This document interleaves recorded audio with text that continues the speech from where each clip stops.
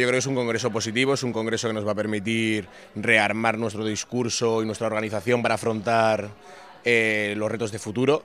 Creo que va a ser un congreso de unidad, un congreso donde vamos a salir más fuertes y nos va a permitir salir a la calle con las ideas más claras y pudiendo llegar a la gente con unas propuestas que les pueden interesar. Creo que el reto esencial y que tenemos que adquirir el compromiso en este congreso es salir a la calle, recuperar la calle. Tenemos que volver a ser parte de la ciudadanía, que la ciudadanía no nos vea como políticos alejados, sino que nos vea como uno más, ser ellos.